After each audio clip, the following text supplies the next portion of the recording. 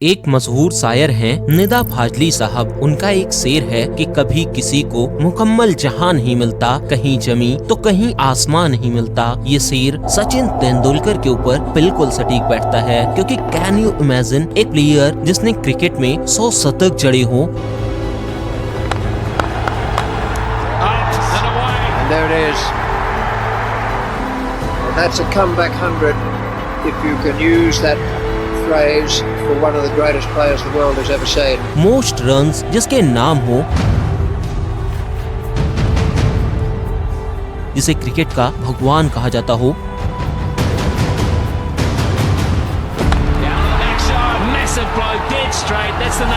उसे उसकी ही टीम की कैप्टेंसी करने का कुछ खास मौका ही न मिला हो, और जब मौका मिला भी हो तो उसे जबरदस्ती प्रेशराइज करके रिजाइन करवा दिया गया हो। This is unbelievable. तो आज हम इसी पे बात करेंगे कि क्यों नहीं सचिन कभी टीम इंडिया के फुल टाइम कैप्टन बन सके, और जब कभी भी कैप्टन बने भी तो क्यों उनसे कभी कैप्टेंसी छीन ली गई तो कभी उन्हें मजबूरन कैप्टेंसी छोड़नी पड़ी, और क्यों सचिन ने ये कहा कि मैं आज के बाद आजीवन कभी भी भारत की कैप्टेंसी नहीं करूंगा। तो सब कुछ जानेंगे इस वीडियो में, बस वीडियो में एंड तक बने रहिएगा।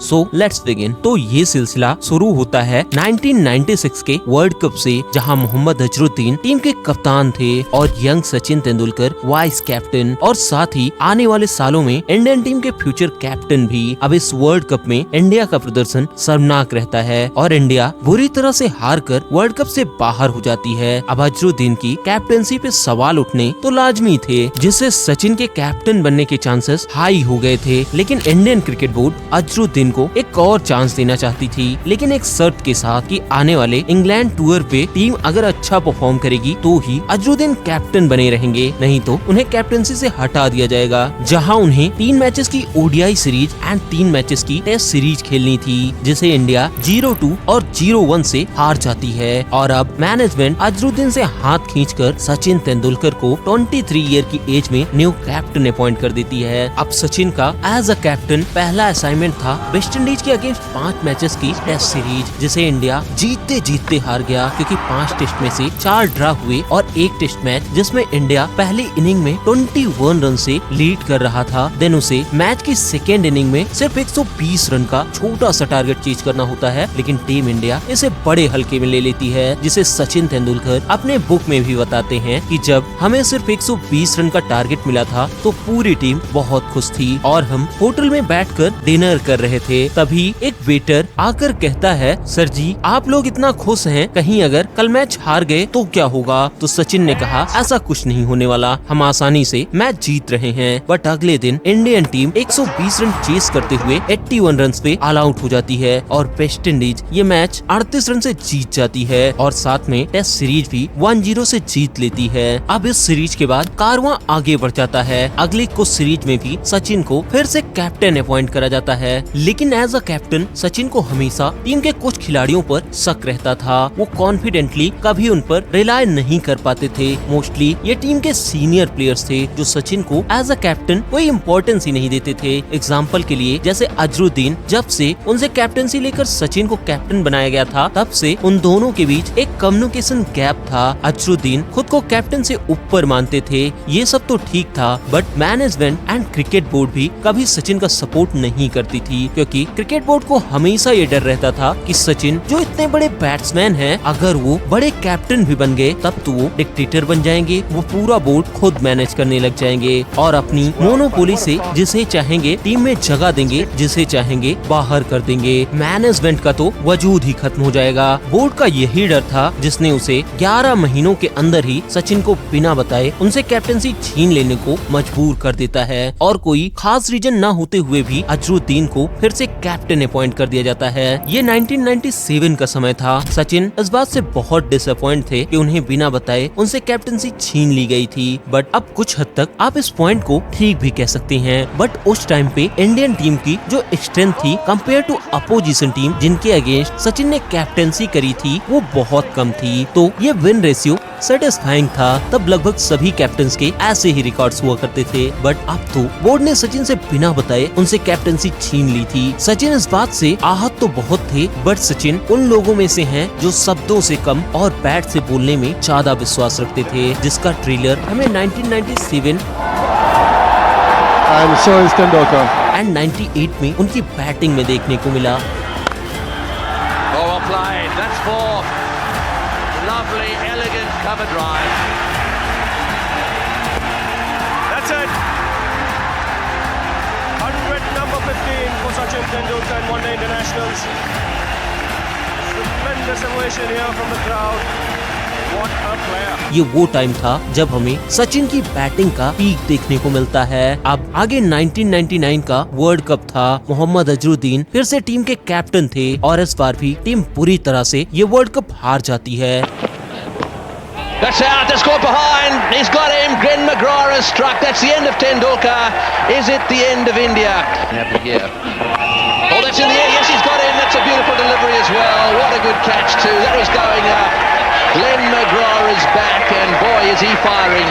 अब कुल मिलाकर ये तो तय था कि अजरुद्दीन को कैप्टनसी से हटाना है और इंडिया नए कैप्टन की तरफ दिखेगी। बट सवाल ये था कि कैप्टन बनेगा कौन। लगभग खिलाड़ी यंग थे और सचिन कैप्टन बनना नहीं चाह रहे थे। तब उस टाइम पे इंडियन क्रिकेट बोर्ड के प्रेसिडेंट थे अजीत वाडेकर, जिनकी सचिन बहुत रिस्पेक्ट किया करते थे। तो वाडेकर बोर्ड मीटिंग में सबके सामने आते हैं और ये अनाउंस कर देते हैं कि सचिन कैप्टन बनने के लिए मान गए हैं, उन्हें कैप्टन बना दिया जाए। बट इस पॉइंट ऑफ टाइम पे वाडेकर की सचिन से कोई बात नहीं हुई थी। सचिन को जब ये पता चला तो वो डायरेक्ट बोर्ड ऑफिस पहुंच गए। बट यहाँ पर वाडेकर ने सचिन को कैप्टन बनने के लिए कन्विंस करा लिया। बट यहाँ पर सचिन बीसीसीआई के सामने कुछ शर्त रखते हैं। सचिन कुछ सीनियर प्लेयर्स के नाम लेते हैं और कहते हैं अगर इनको टीम में खेलना है तो जो रोल कैप्टन डिफाइन करेगा उसी के अनुसार इन्हें खेलना होगा और टीम मैनेजमेंट इसमें ज्यादा इंटरफेरेंस नहीं करेगी। अब सचिन की ये सारी बात बोर्ड मान लेता है क्योंकि उसे हर हाल में सचिन को कैप्टन बनाना था। अब सचिन का एज अ कैप्टन दूसरी इनिंग में पहला असाइनमेंट होता है न्यूजीलैंड के अगेंस्ट टेस्ट सीरीज, जिसे इंडिया जीत भी लेती है। बट फिर भी बोर्ड के कुछ लोग सचिन की कैप्टेंसी एबिलिटी पर सवाल उठाते हैं। रीजन था न्यूजीलैंड के अगेंस्ट लास्ट टेस्ट में सचिन का न्यूजीलैंड को फॉलो ऑन न देना, जिससे न्यूजीलैंड ये टेस्ट ड्रा करा ली जाती है।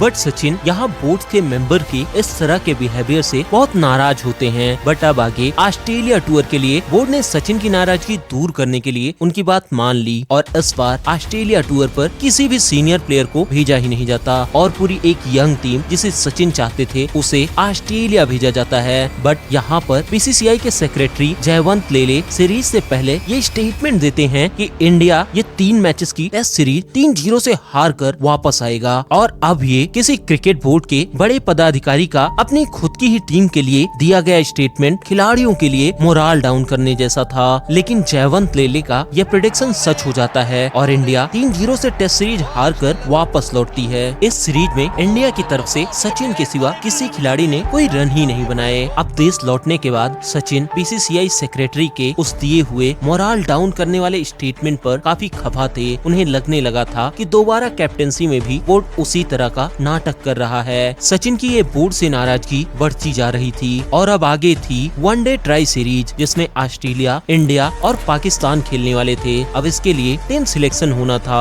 और इस बार भी सिलेक्टर्स सीनियर प्लेयर को नहीं चुनते और यंग इंडियन टीम ये सीरीज खेलने के लिए जाती है और इंडिया ये ट्राई सीरीज भी बुरी तरह से हार जाती है। और अब इसके बाद सचिन की कैप्टेंसी पर सवाल उठने का एक सिलसिला शुरू हो जाता है। लेकिन अब आगे था साउथ अफ्रीका के खिलाफ होम सीरीज, जिसके लिए इस बार सारे सीनियर प्लेयर्स की वापसी होती है। अजरुद्दीन की भी एंट्री हो गई थी, लेकिन कैप्टन अब भी सचिन ही थे। अब सीरीज के पहले मैच से पहले वानखेड़े में सचिन जब प्रैक्टिस कर रहे होते हैं तो उन्हें पता चलता है कि बीसीसीआई ने पिछले 2 सीरीज हार के रीजंस पर एक रिपोर्ट तैयार करी है और उसमें हार का मेन रीजन बताया गया है सचिन की वजह से टीम में सीनियर प्लेयर्स को न खिलाना। जिसको सुनने के बाद सचिन ने प्रैक्टिस कर रहे अपने साथी से पेन पेपर मंगाया और वहीं खड़े खड़े ब्लैंक पेपर पर अपना कैप्टेंसी से रेजिग्नेशन लिख दिया और उसे बीसीसीआई ऑफिशियल्स को सौंप दिया, क्योंकि सचिन को लगा कि मैंने पहले इनको बताकर सब कुछ किया, अब ये ऐसा कर रहे हैं। और सचिन को कहीं ना कहीं ये भी रियलाइज हो रहा था कि बोर्ड के इस नाटक के चलते उनकी बैटिंग भी अफेक्ट हो रही है। तो सचिन को ये बेहतर लगा कि कैप्टनसी छोड़ दी जाए। अब 2 दिन बाद सीरीज स्टार्ट होनी थी, कैप्टन रिजाइन कर चुका था। इतने कम टाइम में नया कैप्टन ढूंढना बहुत टफ था। तो एक बार फिर से बोर्ड सचिन को कैप्टन बने रहने के लिए मनाने की कोशिश में जुट जाता है, बट सचिन इस बार कोई बात नहीं सुनने वाले थे।